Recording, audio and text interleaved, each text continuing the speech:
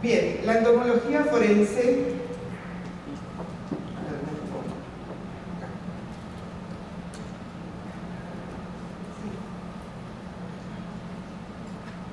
lo que yo les traje en este evento, aparte de darle una pequeña introducción que no pude dejar de obviar, por el hecho de que muchas veces es necesaria esa introducción para saber de qué se trata la ciencia y cuáles son los factores y variables que intervienen en la misma.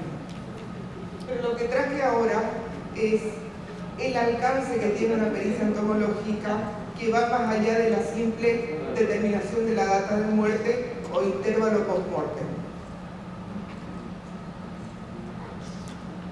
Vamos a entrar ahora a otro mundo diferente al que estuvimos viendo estos días. Vamos a entrar a lo que es el reino animal. Esto es, por supuesto, que el 0,01% de lo que es la biodiversidad de los insectos a nivel mundial. Hay millones de ellos. Pero el hecho es que dentro de ese grupo hay un pequeño grupo que se convierten en auxiliares de la justicia. ¿Por qué? Porque utilizan el cadáver como fuente de alimentación. Ustedes habrán visto por ahí en sus casas, habrán visto en los jardines, debajo de las hojas, como unos pequeños barrilitos marrones de quitina, ¿sí? ¿Vieron? Bueno, los insectos, la característica que tienen dentro de la familia de interés forense es que tienen un ciclo de metamorfosis. Pasan del huevo a la larva, que sería el gusanito, distintos estadios hasta llegar al adulto, y eso es lo que después nos va a servir como indicadores del intervalo. Pero también nos pueden responder varias preguntas. ¿Cuándo, dónde y hasta cómo ocurrió el hecho?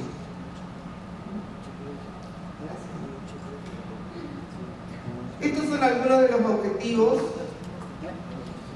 la mayoría alcanzados, dentro de lo que es la pericia entomológica en el Cuerpo Médico Forense de Misiones. Vamos a tenerlos en cuenta nada más para ver cuando tratemos los hechos, los casos que he traído, para ver cómo logramos llegar a estos objetivos. Como dice ahí, no solamente se puede determinar el intervalo post-mortem, se puede establecer si un cadáver cumplió con su ciclo de descomposición en el lugar donde fue hallado. Pero ojo con esto, eso no significa que sea el lugar del hecho. Pudo haber sido otro lado, pero apenas ocurrido el homicidio, lo pusieron en un lado y ahí cumplió el ciclo de descomposición. Establecer si un cadáver estuvo expuesto al tiempo necesario para que la entomofauna invada el mismo, antes de ser ocultado el hecho. A través del hallazgo de los insectos podemos determinar el momento, día o noche, o el tiempo desde que mataron a una persona y ocultaron el cadáver. O sea que tenemos homicidio con ocultamiento. Podemos determinar eso. Podemos determinar el lugar donde fue hallado por el tipo de fauna asociada al mismo. Dentro de los otros insectos que no son de interés forense, tenemos insectos indicadores de ambiente, de zonas húmedas, de zonas acuáticas, de zonas áridas, zonas secas. Entonces, el hallar un cadáver en otro lugar, pero a la vez asociado a una fauna que no es de ahí, es indicador del ambiente, podemos también inferir que ese cadáver estuvo plantado, estuvo en otro lado.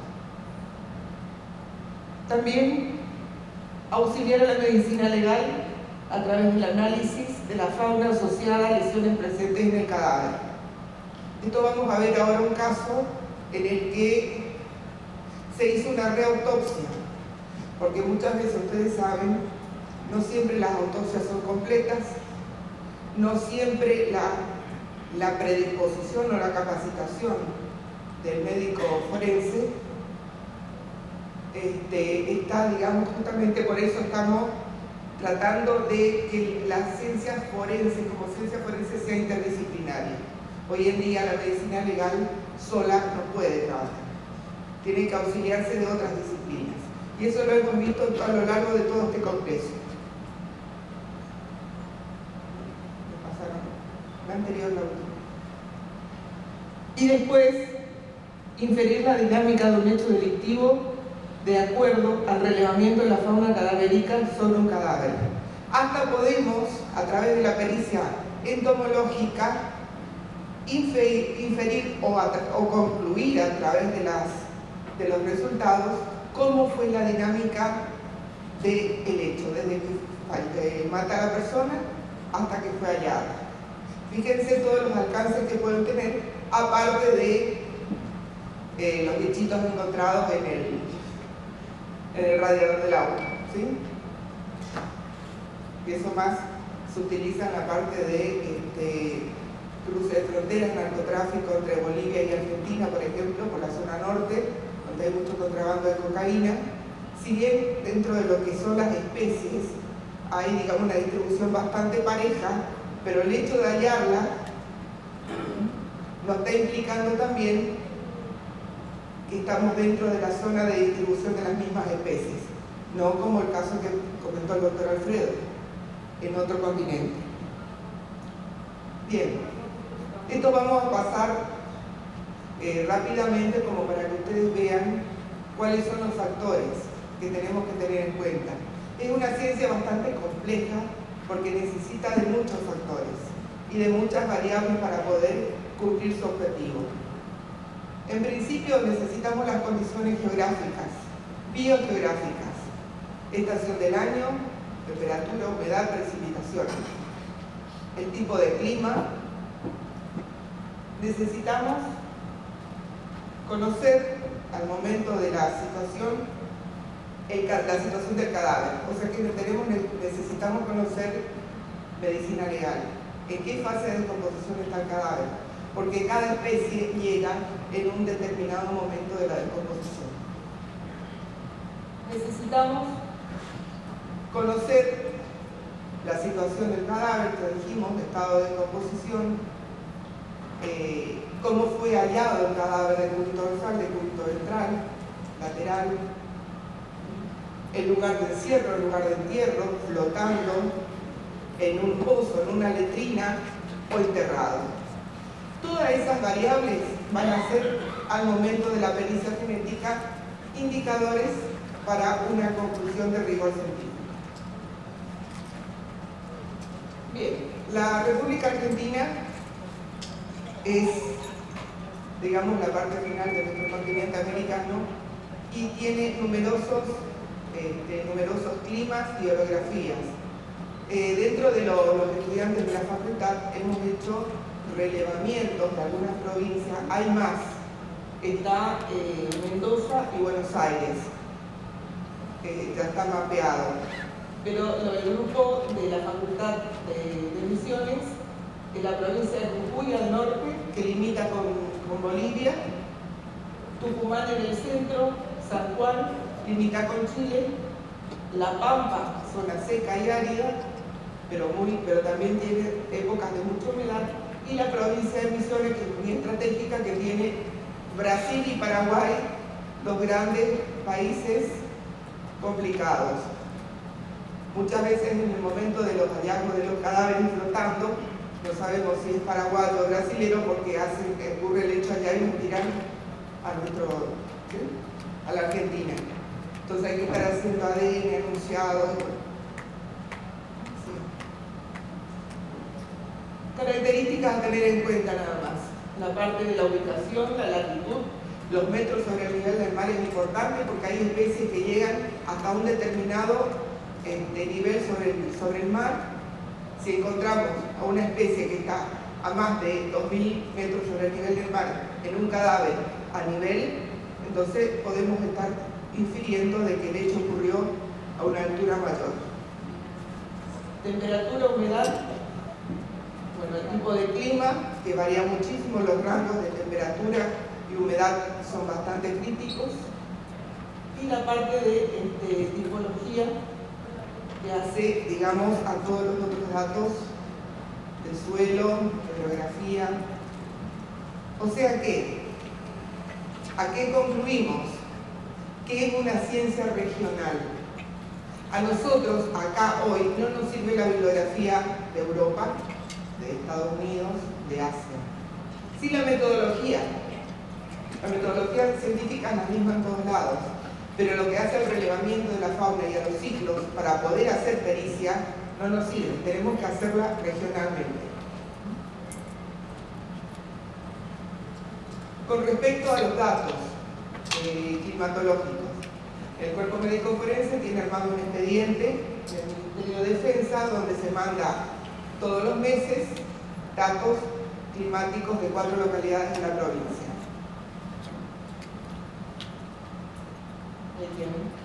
Las 4 regiones de la provincia: zona sur, zona este, zona noreste y de la zona este, que serían las cataratas del Iguazú. ¿Conocen? Bueno, les invito para que vayan. La siguiente. ¿Qué necesitamos para hacer el estudio original, la investigación básica, antes de ir a un cadáver? No podemos hacer una pericia entomológica a nivel científico si no hacemos la investigación previa. Lo mismo ocurre con todas las ciencias. Necesitamos adiestramiento, necesitamos conocer, necesitamos armar nuestra tabla de especies, de ciclos, asociada a la descomposición. En Estados Unidos hay la granja de cadáveres. Bueno, nosotros utilizamos cerdos entre 15 y 20 kilos como modelo biológico. El tipo de descomposición es exactamente igual que en el ser humano. Es un animal que tiene poco pelo, es fácil de manipular, de manejar las muestras. Entonces se va haciendo todo lo que es el protocolo de toma de muestras previa a empezar a trabajar en casos reales. Se arma una jaula de exclusión donde se coloca el cerdo ahí. Hay que tratar de que la muerte del animal sea lo más parecido a una muerte natural, porque si tenemos mucho sangrado ya estamos variando, digamos, la presencia de la invasión de las moscas primarias. Esto todos son trabajos en ambientes naturales. Bueno, una vez que tenemos hecho el relevamiento de la fauna, tenemos las condiciones climáticas, sabemos lo que es la parte de la descomposición cadavérica, armamos nuestra tabla sistemática de insectos. Y hay una comparación, o sea, la presencia de las determinadas, un mapa como dice el doctor Alfredo, para 4 provincias las especies presentes en las mismas.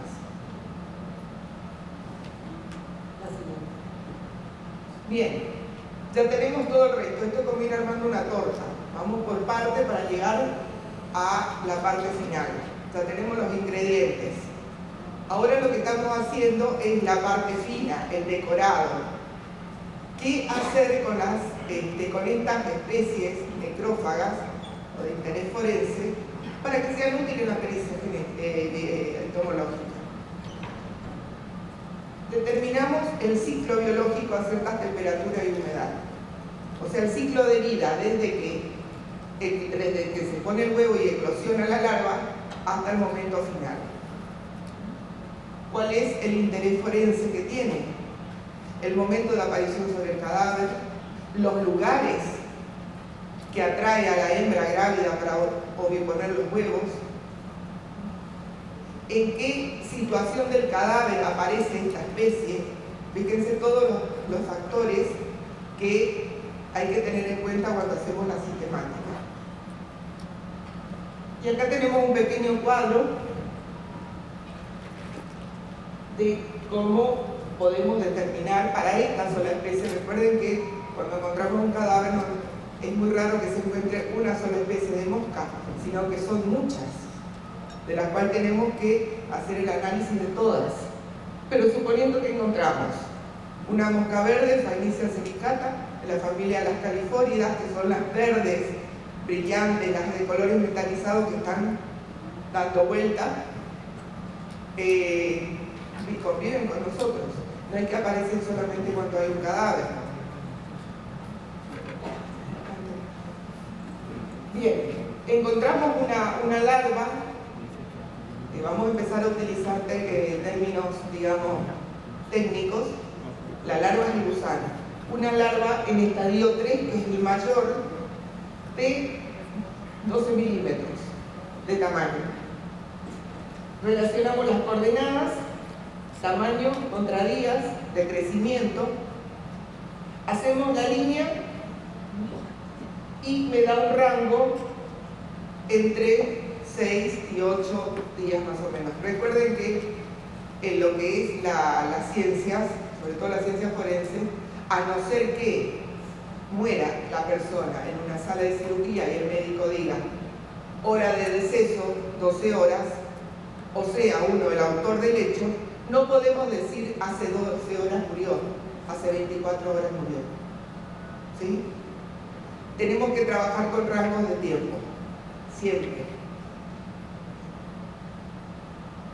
Esta mosca, que es otra mosca verde, pero tiene una importancia bastante relevante porque es muy voraz, la larva, esta es la Chrysomia albiceps, tiene un aparato masticador.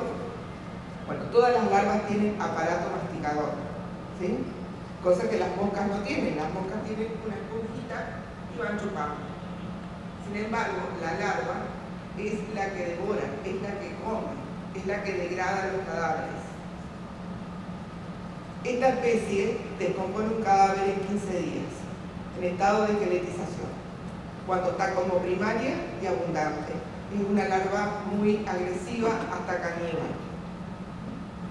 Se comen entre ellos. Otra característica que tiene, que cuando llega ese mensaje del cerebro a que tiene que dejar de alimentarse para convertirse, que todos sabemos, digamos que se utiliza en muchos aspectos, a mariposa, en este caso a convertirse a mosca adulta, no se aleja del cadáver, cosa que otras lo hacen. En pupa o debajo del putrílago de la descomposición, o si hay un suelo de cemento adentro del cuerpo entre las ropas. Esa es una foto donde todo eso oscuro que se ve son todas larvas y pupas. La siguiente.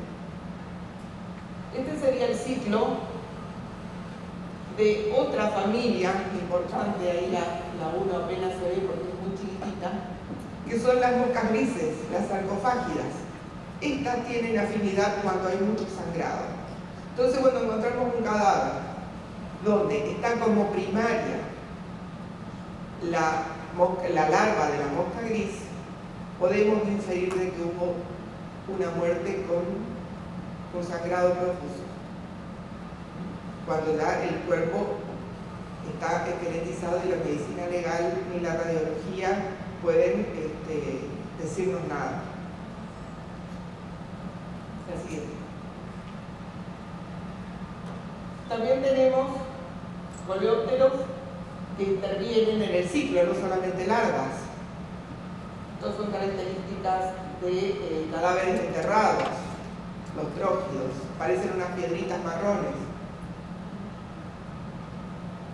Siguiente.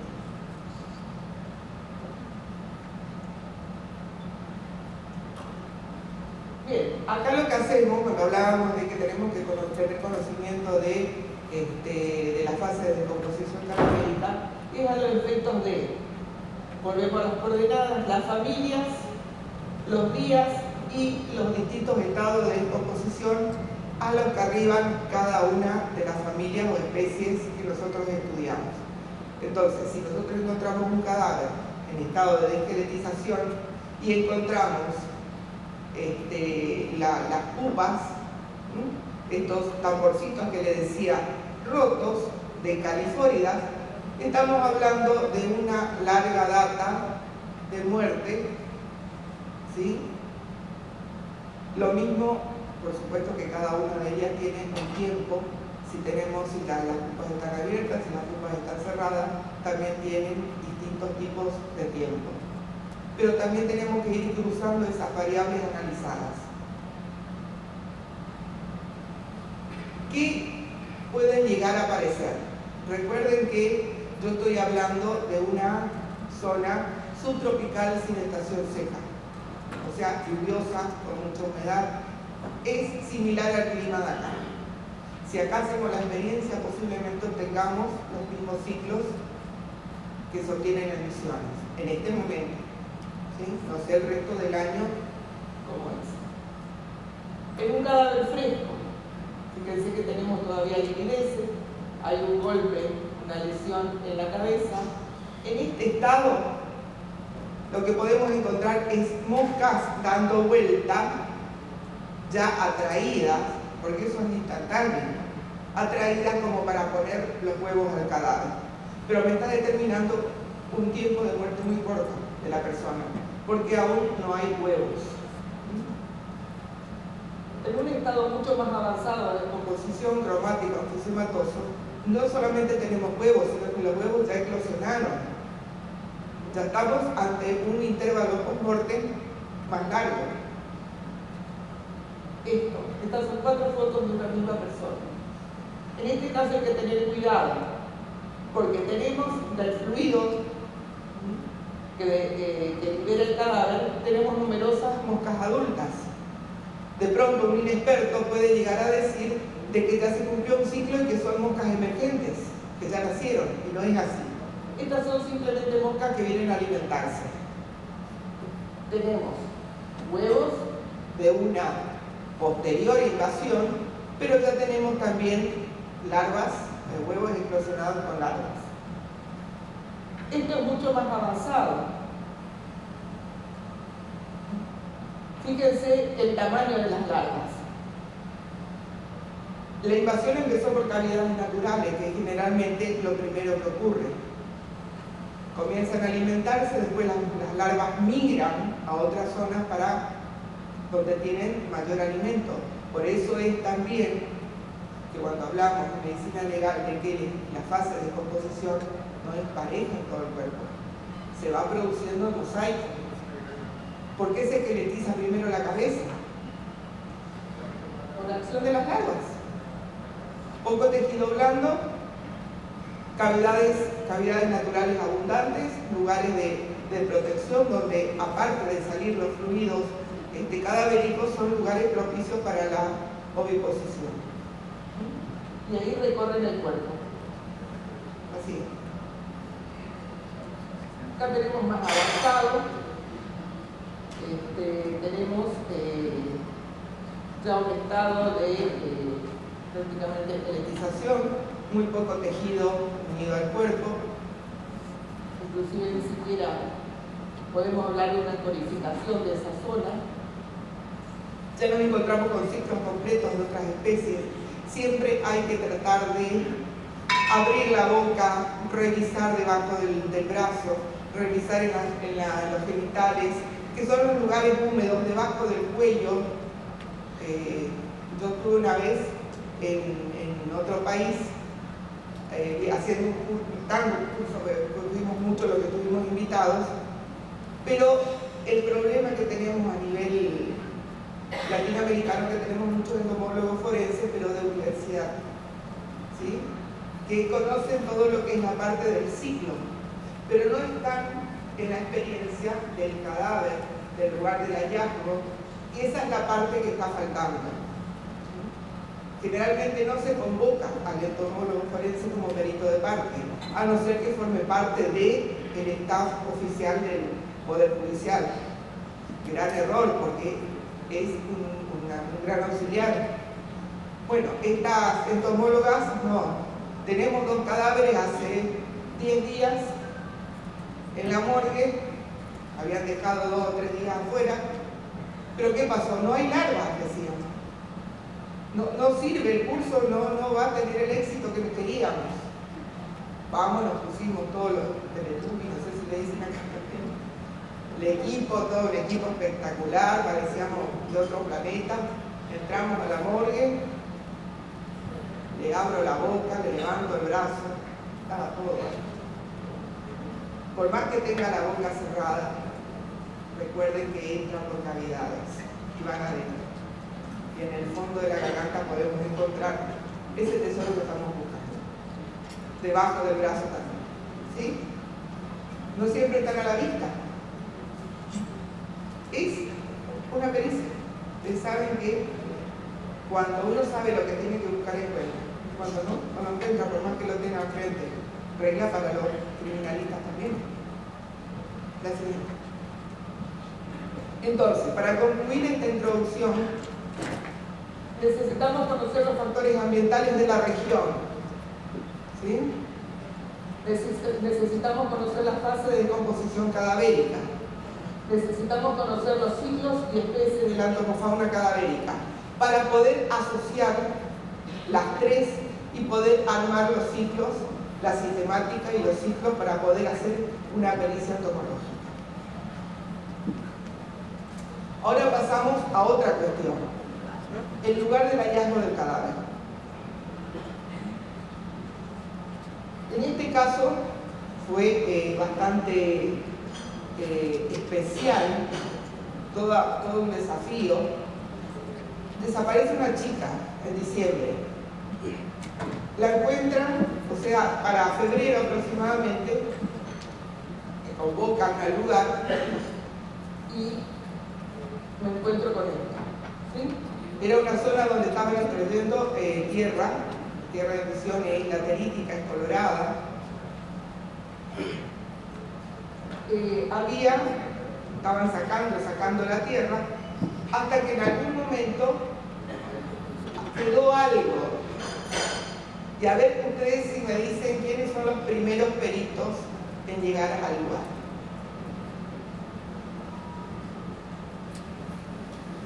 No hablemos de seres humanos, a veces llegamos tarde. Otro más. Los perros.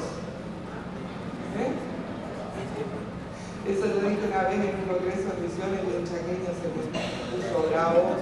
Nos está tratando de perros. El olfato.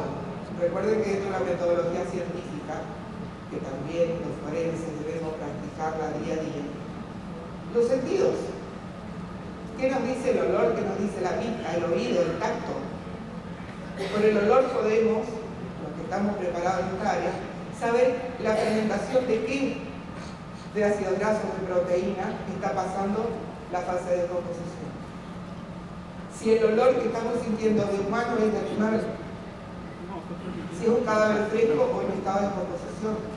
El olfato es un auxiliar importante en el perito. Y el perro es el primero que siempre encuentra. No por algo se lo usa. Encontró un pedazo y empezó a aspirar. Aparece la gente, por supuesto, que trabajó, llama a la policía y bueno, ¿qué encuentran? La siguiente. Ahí está el cadáver de la chica, ¿sí? De una chica. O sea, después de la pericia genética, por supuesto, se determinó que era la que estaba desaparecida hace 3 años. Pero también estaba recubierta de una sustancia blanca. ¿Qué pasa con la prensa? Volviendo a lo que hablábamos hoy. Salió en los diarios. Cadáver hallado cubierto con cal. Le dieron al homicida un nivel de intelectualidad, de saber medicina legal, de saber que la cal tapa el cadáver, de saber que... Entonces cuando va a morgue, el cuerpo, tomo una pequeña muestra y mando a micología. Era hongo. Entonces también en esa cuestión no hay que hablar porque la prensa toma enseguida lo que le dice muchas veces en este caso la policía. Le estamos dando un perfil al criminal que realmente no lo tiene. Bien, en este caso se pudo determinar a través de la fauna. Ella la mataron y estuvo expuesta suficientemente tiempo como para que las moscas vengan al cadáver. O sea que no hubo un ocultamiento enseguida. La mataron de día, hacía mucho calor, en verano, en diciembre, en verano. Pusieron huevo las moscas y en horas de la noche lo ocultaron. El proceso siguió. Después se encontró fauna, características de los enterramientos, que pudimos determinar cuánto tiempo estuvo enterrada, y por supuesto también fauna en esa extremidad que había estirado el perro. Todo con eso podemos inferir un montón de cosas, pero esas tres marcaciones fueron muy claras. La siguiente, por favor. Seguimos con el lugar de hallazgo. Todos sabemos que el lugar del hecho y el lugar de hallazgo no siempre es lo mismo, pero muchas veces sí puede ocurrir. Uno de los objetivos que decíamos, el lugar del hecho puede ser un lugar, lo meten en una bolsa y lo llevan a otro lado, pero acá sí cumplió con su ciclo de descomposición. Estamos hablando también de un ocultamiento, pero no estamos hablando de que sea el lugar del hecho. Así. La bolsa negra por los restos. Así. Acá sí estamos frente a lugar del hecho y lugar del hallazgo. ¿Por qué creen que digo eso? Como forenses, ustedes como...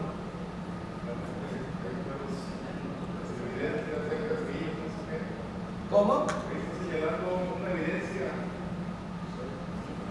Bueno, pero en el lugar del hallazgo también se señala evidencia. A ver, uno de los sentidos, la vista y el sentido común del investigador.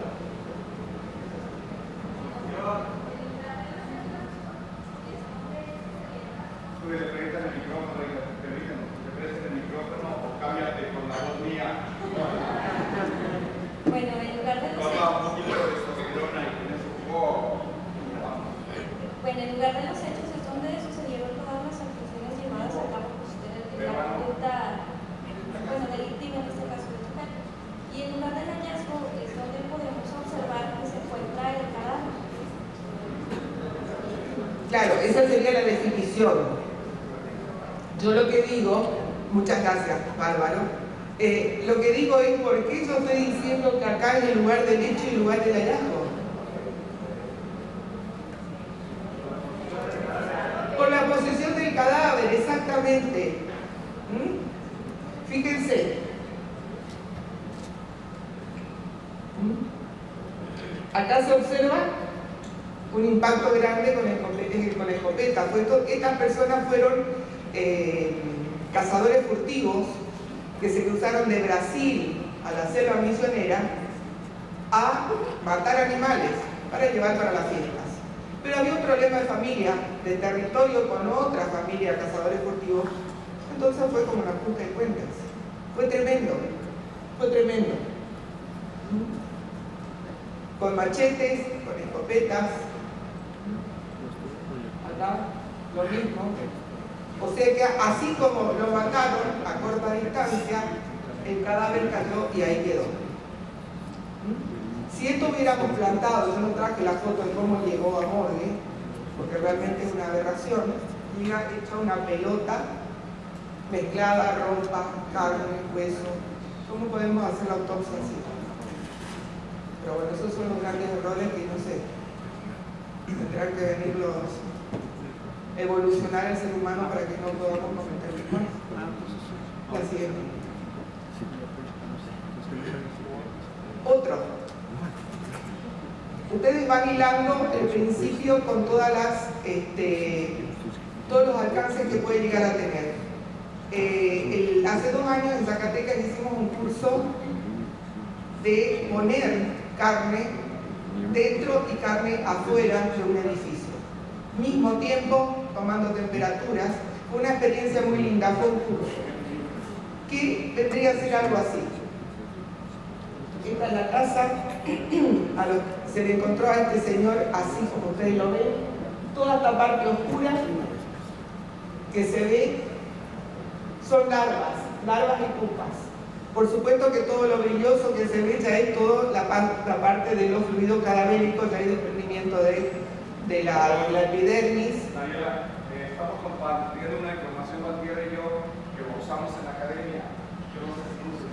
Fíjense, ¿cómo diferenciamos para entender entre una larva joven y una larva adulta? No por la edad, que la interroga son así, para que no tengan dificultad. En otros eventos habíamos llevado, usted tiene una cabeza un poco de respuesta, que la tenemos si quiere, para que la vean. Está platinzada, pero está un poco fea. Larva joven siempre asocia las cosas con comida y es mucho más fácil. Así que para entender, después de que la larva sale, ahí tenemos tipos de larvas. La larva joven es el arroz blanco, la larva adulta va a ser ¿qué decías la tierra? El arroz cantonés. Y cuando comas, veas el arroz blanco, mira, es la larva joven. Y la larva adulta, pues es integral. ¿Quién dijo que en México no hay entomólogo? Traíamos unos.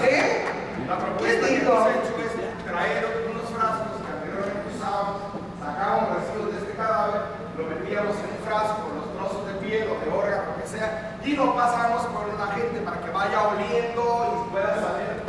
Sientas cuando vas a la escena, a la hora que percibes el olor, ya más o menos te das tiempo de saber cuánto tiempo te mueres. Yo llegué a tener una compañera que la verdad es impresionante. El cianuro lo detectaba en la escena o cuando yo decía, hay cianuro en el. Oye, madre, la de haber trabajado en el vidrio. O sea, porque el cianuro te lo detectaba impresionantemente. Mira, ¿verdad? Perdón, el lado docencia a veces trae dificultades. En cuestiones también de las moscas y cómo te cobro el tiempo, después no me apures. Se puede dar más de todos modos. Y además te mejora tu condición hidrolítica cultural. Sí, pero no tomé tequila anoche. No, amigo, hermano, si no es algo de seguridad para acercarte otra vez con la noche que se bien, volvamos, nos enganchamos de vuelta. Parece que venía muy serio, parece intervino Alfredo. Bien. Acá tenemos un cadáver, la causa de muerte natural, tenía un marcapaso en el corazón, muerte natural. Fíjense el estado. Encierro, situación de encierro, una casa cerrada, sin ningún tipo de alteraciones, o sea que se descarta todas las otras hipótesis, se confirma la muerte natural. La siguiente. Bueno.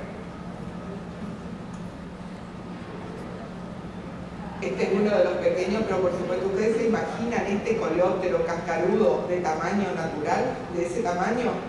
Bueno, son así chiquititos, ¿sí? De 1 centímetro. Siguiente.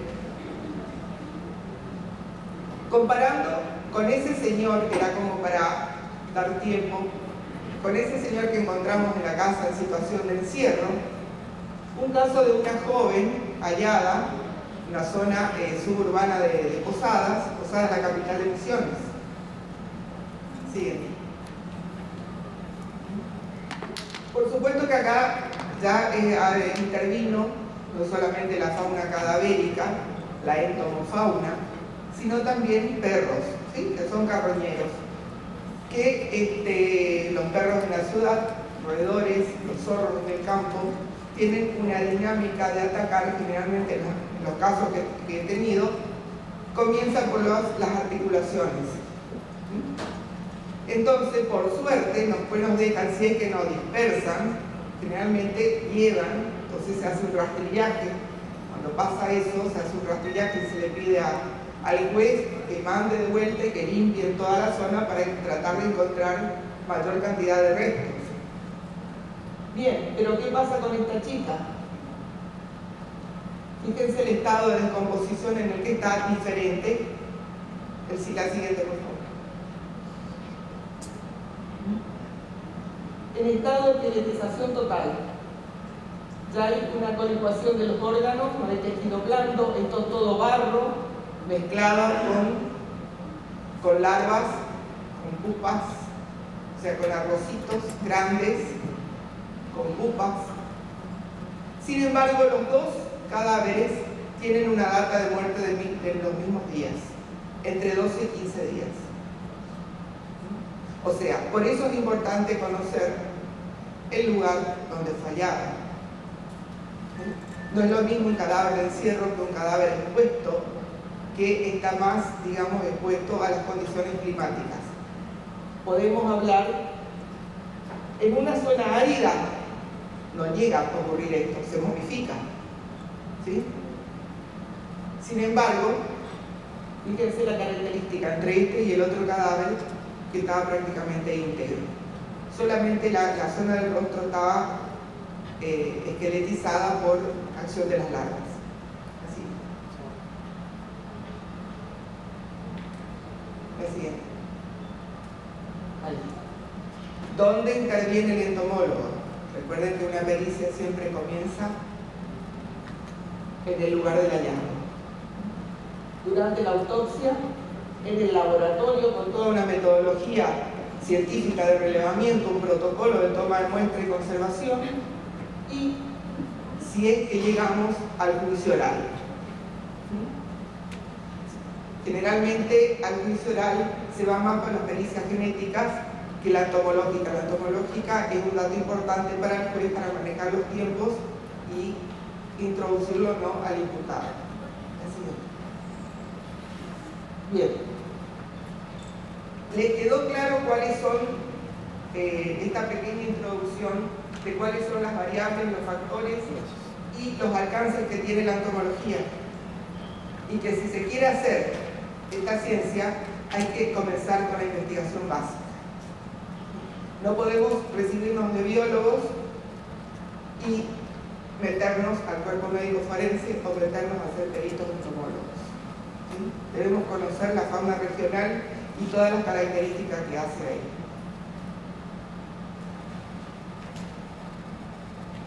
Sí. Bien, estos son 3 casitos en los cuales ustedes van a ver la utilidad de la pericia. Esta es una zona, la zona norte de Misiones, en Iguazú, Puerto Iguazú, donde están las cataratas. Es una zona selvática, pero por supuesto que tiene la ciudad de Iguazú, que es bastante grande, la zona suburbana. Pero esto ya es una zona de capuera, donde se han sacado los árboles, pero en el fondo se observa una zona arbustiva importante. Sí. Cuando hablábamos, ayer hablaba el doctor, el antropólogo, el doctor Juan Carlos III, de las zonas donde posiblemente haya, digamos, indicios de que hay un cadáver enterrado. Bueno, en este caso, zona de monte. Si nosotros entramos a una zona de monte tupida, miramos para arriba y observamos una zona vacía, que se ve el cielo, ¿qué podemos pensar?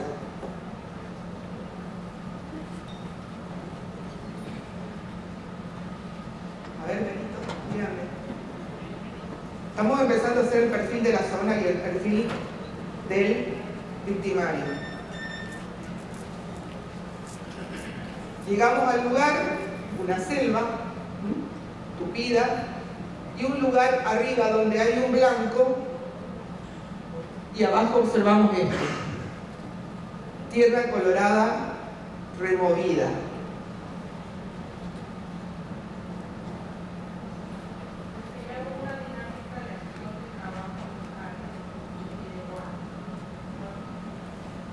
Claro, en principio vamos a ir así por parte. La persona, en ese lugar había un árbol, ¿sí? El árbol cayó, evidentemente sacaron, hicieron madera, sacaron la raíz. En realidad tenemos tornados que suele destruir parte del monte, tumbar árboles enormes. Hecho, cayó el árbol, pero ya no había restos del tronco. Sin embargo, se encontró eso. Hacía más de una semana que la madre había hecho la denuncia de la nena. Todo el pueblo, toda la zona, todo el barrio estaba buscándole, toda la familia. había perros, delitos complejos, tenemos una división de delitos complejos, se llama así, toda la policía de la provincia estaba ahí, todo el juez, secretario, bueno. Comenzaron a la búsqueda de la pequeña, 10 años. Hasta que por ahí alguien, no sé si acá pasa lo mismo, pero si alguien ve, no va y cuenta, le cuenta así, porque vos sabés que yo vi tal cosa, olí tal cosa, una cosa fea, va llegando, hasta que llega a oídos de la policía. Bueno, entonces al saber todo esa cadena de chismes, ¿sí? Porque en tal lado hay olor, hay esto, hay aquello, la policía va al lugar y se encuentra con eso. Entonces mandan a llamar, son 300 kilómetros, tormenta, todo el camino, llegamos casi de noche, por supuesto con indicaciones de que se preserve, que no llueva, reflectores, porque... Pero esto fue lo que se encontró. Tierra removida, no se veía absolutamente nada. Se suponía que podría estar ahí. Así es.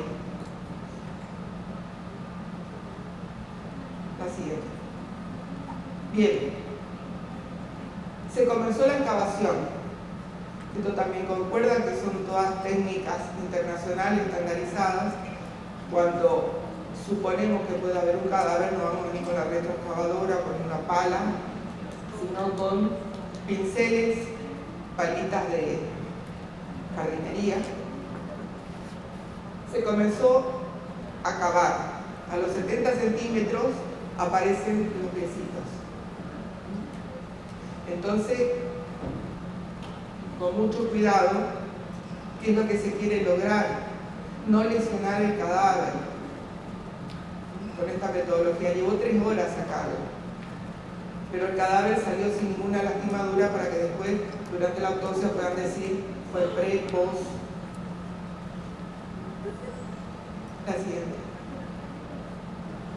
Fíjense, la zona de los pies estaba más arriba, en declive. Estaba con una remera, con un short y ropita interior. Una vez que se le determina la ropa de la nena, se sabe que es la que se estaba buscando. La siguiente.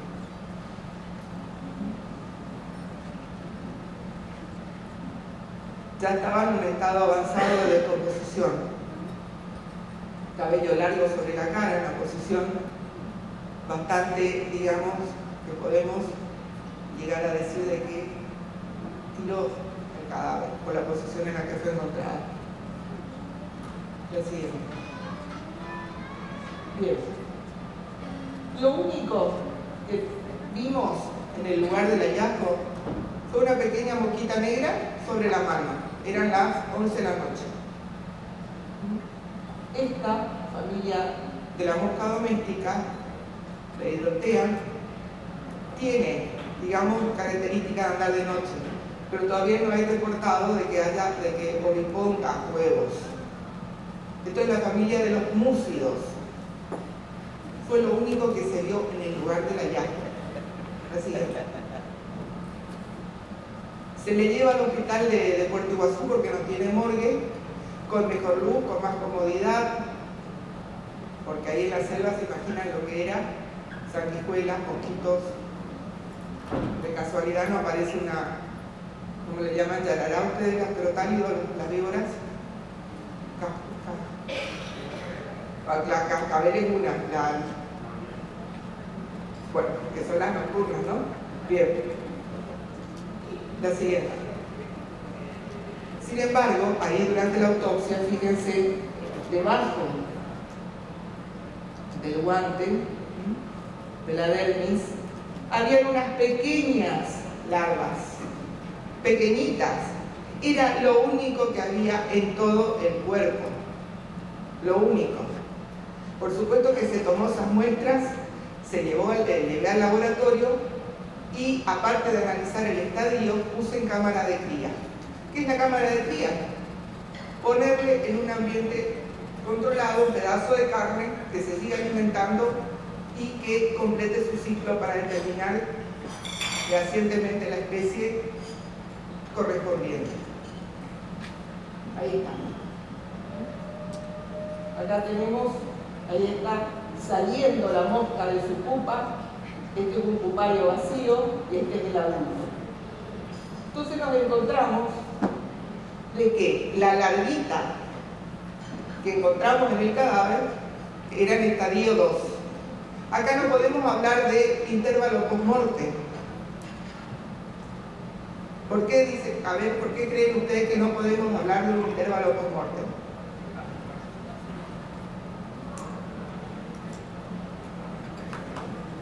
Porque el cuerpo fue ocultado bajo tierra, y la ausencia de otra actividad entomológica me determina que no tuvo mucho tiempo expuesto para que vengan y pongan los huevos. La mató y la enterró y la tapó, pero no contaba con que este no es como el otro que dijeron que le había puesto cal, de que hay un proceso de descomposición, que el cuerpo se pone rígido, que se mueve, ¿sí? Entonces, ¿qué pasó? En ese proceso, vamos a adelantarnos. La siguiente. Al analizar la larva y el adulto, ¿qué se concluyó? Cuando llegamos al lugar no había ninguna parte anatómica expuesta.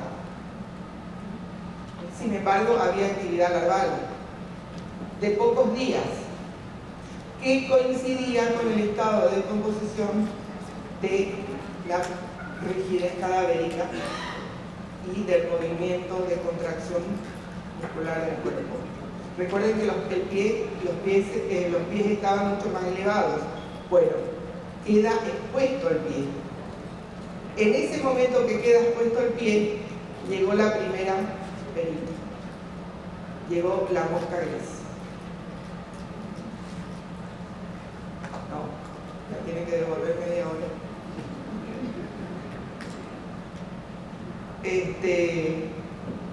Entonces, ¿qué podemos decir ahí? Fíjense cómo podemos ir perfilando al victimario. Él se enteró de que la gente se había dicho que había olor en algún lugar. ¿Qué hizo? Volvió y tapó.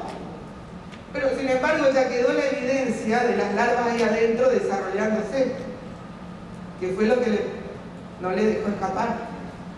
Entonces hablamos de muere por fractura de cráneo, la causa de muerte. La mató, volviendo a lo que habíamos dicho anteriormente, era alguien del lugar porque conocía la caída de ese árbol, conocía ese hueco que había.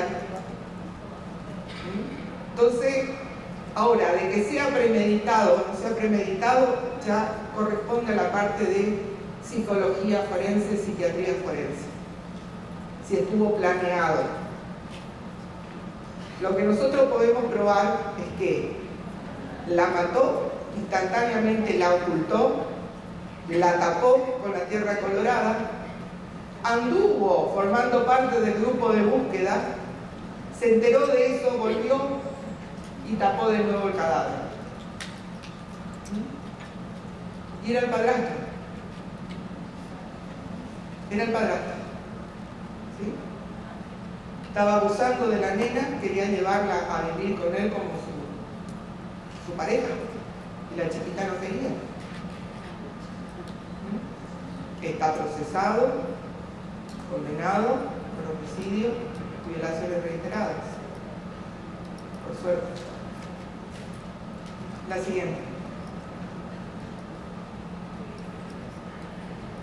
La siguiente. Bueno, una pequeña muestra de las cataratas. La siguiente. Este es otro caso bastante feo. Y como hablábamos, escuchábamos a los ponentes ayer que los delitos comunes son los que más impactan en la sociedad. ¿Sí? Los otros delitos, entre ellos se produce una selección natural, por supuesto que siempre se renuevan, pero estos delitos que ocurren a gente de la sociedad, gente común, son los que impactan más, sobre todo cuando hay esta agresividad. Este es otro caso de estas son copias de los informes periciales, donde al juez se le informa, se le hace una pequeña introducción de lo que es la entomología, los objetivos que tiene, la metodología de toma de muestra, los resultados obtenidos y la conclusión a la que uno arribó. El juez no tiene por qué saber de toda la ciencia, lee las conclusiones. Entonces, se encontraron en una casa de un barrio 3 cadáveres. O sea, había una desaparición de la señora y los 2 hijos. Comienza a preguntarse la gente qué pasaba, se hace una denuncia, hace un allanamiento. La siguiente.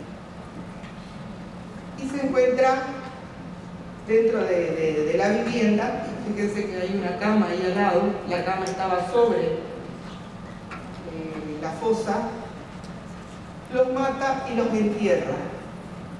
Pero como era, volviendo y retomando lo que escuché y aprendí de antropología de estos días, de que a veces es más fácil cuando son muchos hacer varias fosas que hacer una profunda y ponerlos todos. ¿Qué habrá pensado? Poco espacio, una mezcla de cimiento, de tierra bastante dura, poner todos los cadáveres juntos. ¿Sí? La siguiente. Pero la fosa le quedaba chica, entonces ¿qué hizo? El mutiló. ¿Sí? Le cortó las piernas a la altura de la rodilla para que entren los 3 cadáveres. ¿Ustedes ven algún tipo de actividad de dípteros? Nada, no hay nada. ¿Sí? La siguiente. Cuando observamos, una vez que empezaron a sacar 1, 2, 3 cuerpos, comenzaron a aparecer las moscas. Las hembras grávidas son las que aparecen. Oviponen, ponen los huevos y generalmente mueren. Son indicadores también a veces en las bolsas negras que aparecen moscas muertas. Eso me está indicando que ya hay huevos en el cadáver. Pero nada más que eso. La siguiente. Fíjense el estado de descomposición.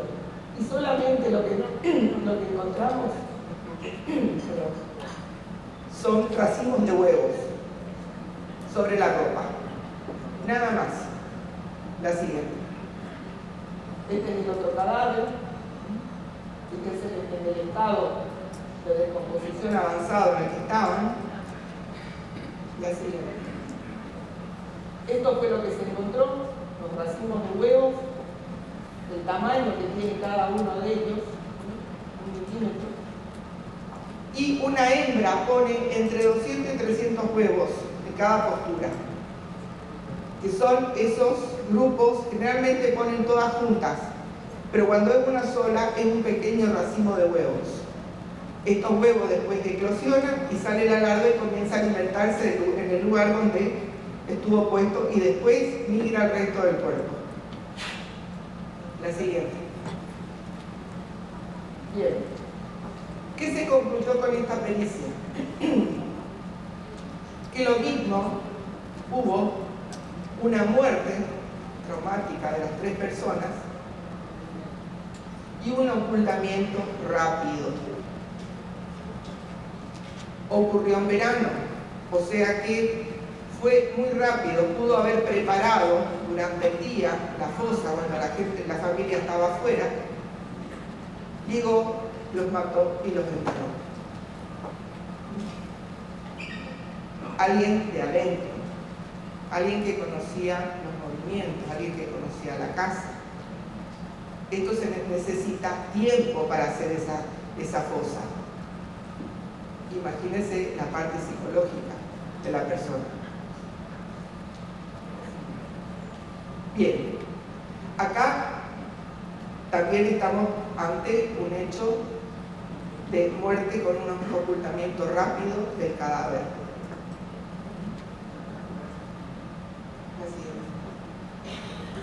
Este otro caso ocurrió el año pasado, bastante también emblemático, porque hubieron 3 hechos parecidos de muerte de jóvenes, de chicas jóvenes, donde después le vinculaban a los, allá le llaman los hijos del poder, no sé si acá se le dice igual, que son los hijos de políticos, los hijos de gente de plata, que hacen fiestas y bueno, y después terminan en homicidio sobre todo de las chicas. Se los vinculó, se hizo una autopsia en el interior de la provincia. Una mal autopsia. ¿Qué pasó?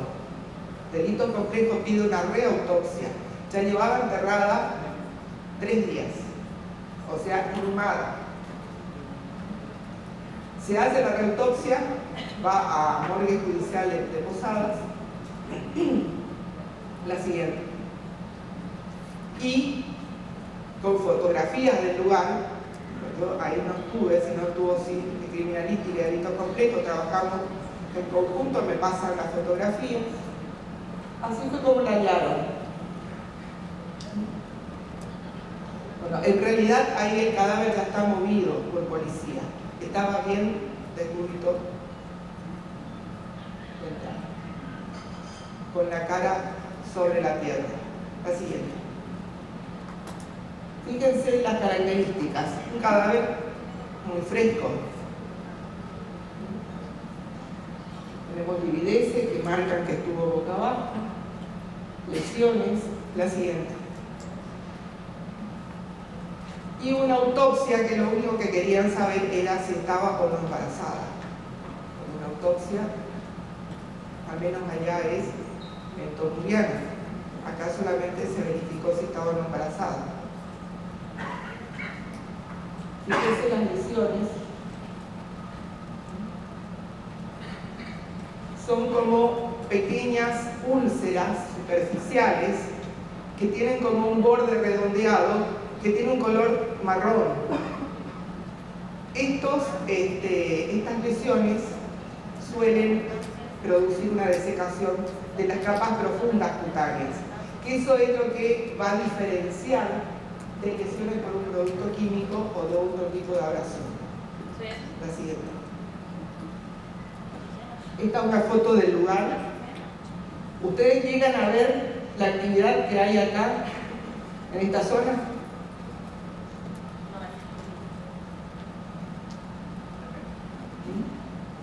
Aparte de las livideces, hay como una procesión de hormigas. Van en una estructura lineal. ¿Alcanzan a ver? Ahí. La siguiente.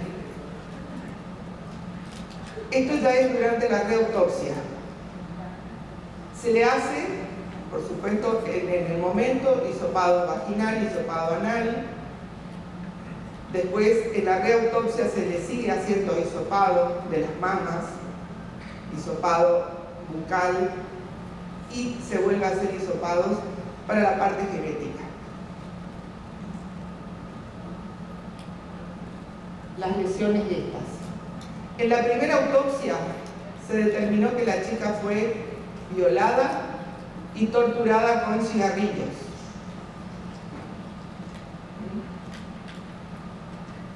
Cuando eso no cerraba, cuando llegan las fotografías, eso no son cigarrillos, no son quemaduras de cigarrillos. Y bueno, todo desencadena la exhumación y la reautopsia. ¿Qué pasó acá? Eran hormigas, ¿sí? Eran hormigas coloradas.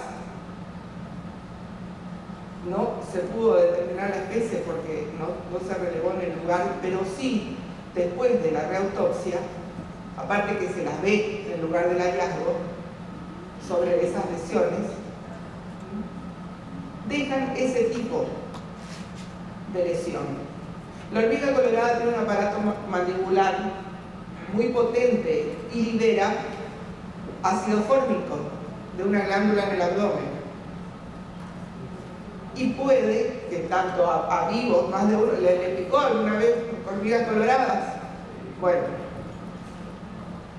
si la persona está desvanecida, porque puede darse en personas vivas o también en personas agónicas y en personas en la inmediatez de la muerte. Si nosotros, ahí entendemos la muerte como un proceso. Comenzaron a aplicarle en ciertos lugares y esa acción del ácido fórmico y la posibilidad de sacarse las hormigas fue la que produjo las lesiones. O sea que se descartó lo que sea tortura. Tampoco había violación, porque esas lesiones que habían visto en la zona interna, también se dijo de que eran por abuso. No, también eran lesiones por acción de las hormigas. Cuando pican en una zona de declive se produce como un sangrado. O sea, se descartó todo lo demás.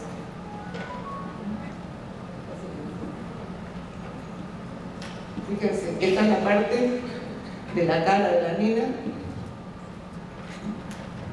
La golpeó con un palo y después la asfixió contra la tierra. Tenía tierra en el sistema respiratorio, en la tráquea. Se murió asfixiada. Y también tenía hormigas, las lesiones, fíjense acá. Todas esas úlceras son producidas por hormigas. Aunque no encontremos una sola hormiga, la característica de esa lesión, descartamos ya un cigarrillo, una cuestión química, otro tipo de lesiones. La siguiente. Bueno, acá hay la conclusión que ya les dije, ¿sí? Que esas lesiones fueron producidas por hormigas coloradas, pero yo no pude determinar si había hormigueros en la reja ahí cerca donde estaba el cadáver, porque la hormiga, por ejemplo, es muy oportunista.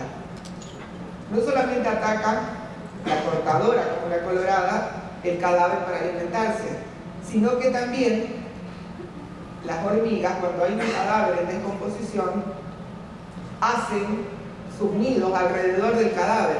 Si nosotros no encontramos el cadáver ahí, pero encontramos nidos de toda una circunferencia, podemos estar infiriendo de que hubo un cadáver ahí, porque es fuente de alimento. Se alimenta de las larvas que están en el cadáver. Las otras hormigas de otras especies. ¿Sí? Entonces, acá lo que hacemos es darle otra información diferente a ese informe de autopsia primaria. Y aclaramos un montón de cosas. No hubo abuso sexual, no hubo tortura. Y sí, dentro de la otra parte pericial se encontraron perfiles de 3 hombres, pero en vestigio, en calidad de vestigio. O sea que eran situaciones sexuales muy anteriores a lo que fue el momento de la muerte. Está detenido también, era un hombre grande, que aparentemente estaba enamorado de ella, pero era impotente. ¿Sí? Fíjense cómo todo vamos cerrando con todas las otras ponencias que hemos visto en estos días. Y así. Bueno, creo que llegamos. Yo siempre digo que la ciencia forense es una pasión. Al que nos tocó la flechita de Cupido en esta área, todos nos consideran muchos raros, pero no importa. Anoche nos divertimos, no éramos muchos raros, éramos unos más. Pero en las reuniones siempre, cuando nos juntamos entre colegas, ¿qué hacemos? Sí, porque el chiste está colado del cadáver. Tenemos como un humor medio raro y es así, ¿no? Que por ahí el resto de la gente no entiende. Bueno, esto es todo Y muchísimas gracias por estar.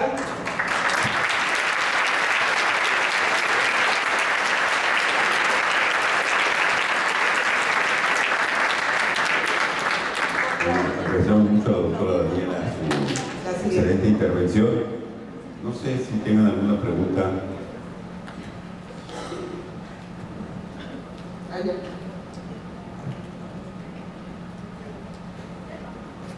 Hola, buenas tardes.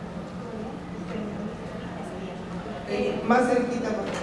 Mi pregunta es, por una muerte por intoxicación, cuando llega la larva, ¿es posible determinar por medio de las larvas qué tóxico fue por el cual fue el deceso? Sí, generalmente es también otro de los objetivos que tiene la entomología forense. Cuando hay una muerte por sobredosis, nosotros hemos experimentado en conejos con cocaína, no solamente retarda un poco, muy poco, hace como un efecto, digamos, de conservación del cadáver, pero es muy poco lo que retarda la descomposición. Y también la llegada de las moscas.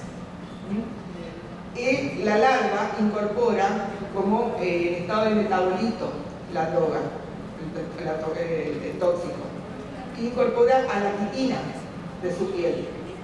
Entonces, si nosotros queremos analizar con mucha cantidad, se puede hacer un análisis cualitativo y cuantitativo.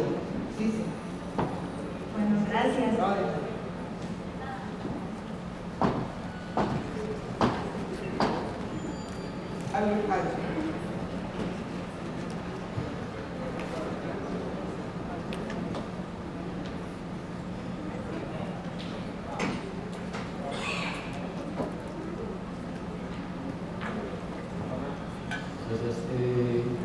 Aunando a la pregunta que hace la compañera, por ejemplo, en los casos que se les ha torturado con ácidos en la cara o en algunas partes del cuerpo, esos sitios son favoritos para la fauna cadavérica o por el contrario, digamos, los limitan, los respetan o tienen otro tipo de fauna.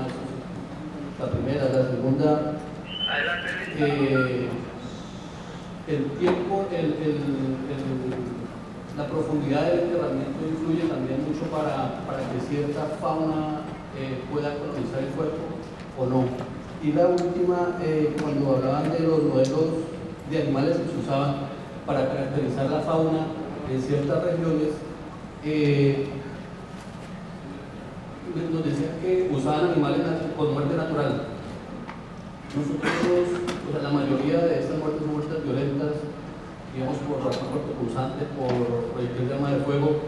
Influye, digamos, cambia o varía que se hagan modelos en muertes naturales y que se encuentren, digamos, cuerpos con muertes violentas.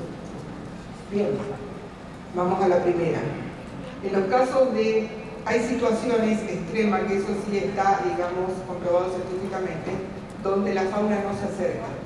Es cuando el cuerpo está ya completamente quemado, ¿sí? Calcinado, cuando ya no queda tejido debajo que pueda alimentarse, que pueda producir olor. Eso, cuando un cadáver es fumigado con algún tipo de insecticida o de veneno, o también con algún tipo de ácidos, ¿sí? Pero para que, si nosotros hablamos de una zona específica, suponiendo que se eche ácido en la cara para la identidad de la persona, está el resto. O sea, en el resto sí puede ir. No es en esa parte, ¿sí?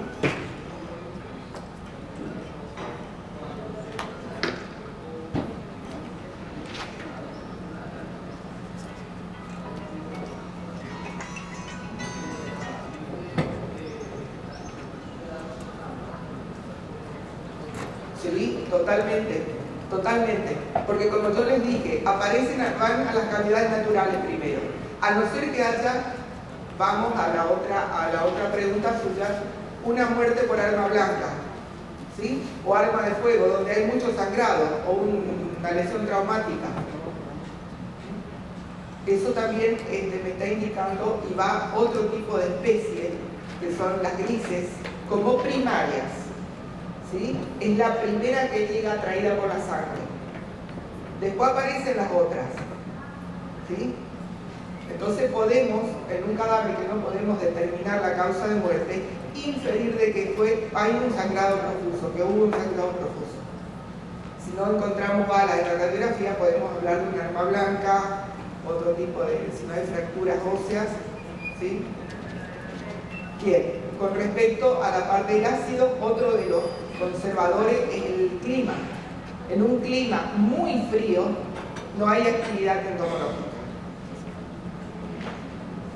Eso también puede, digamos, si el hecho ocurre en un lugar de temperaturas bajo cero, lo transportan en un auto, lo transportan en algo a un lugar cálido, va a comenzar a haber actividad. Ahí ya podemos manejar no solamente la parte de la descomposición, sino de la fauna y llegar a una conclusión valedera. La segunda era... está. Sí, hay fauna entomológica que se mete cuando siente el olor, como yo les mostré hoy, el coleóptero, el trógido, que es como una piedrita marrón, en un cascarudo marrón chiquito, que tiene unas extremidades anteriores preparadas para la excavación. Entonces excava, va abriendo ese camino y llega hasta el cadáver y pone huevos ahí. Pero estamos hablando entre 70, 80 centímetros, no más de eso. Cuando es más profundo, ya nadie llega. Entonces ahí de vuelta estamos hablando de que hubo una muerte y un posterior ocultamiento en profundidad inmediata. ¿Está bien? ¿Listo?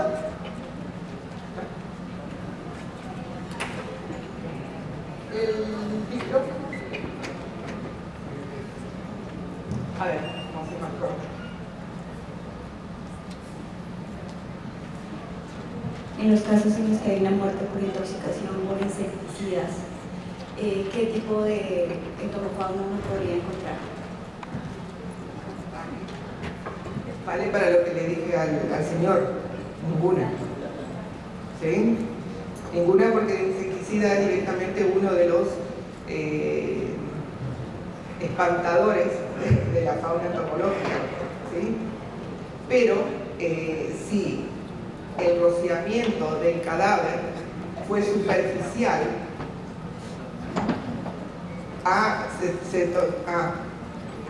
bueno, eso vale para lo que les dije del conejo, ¿sí? Retrasa la descomposición, pero llega igual la fauna. Llega la fauna porque las cavidades naturales están expuestas, ¿sí? Pasa por la parte de adentro. Cuando hablamos de una fumigación externa, de ácido o lo que sea, entonces sí no llega. ¿Ah?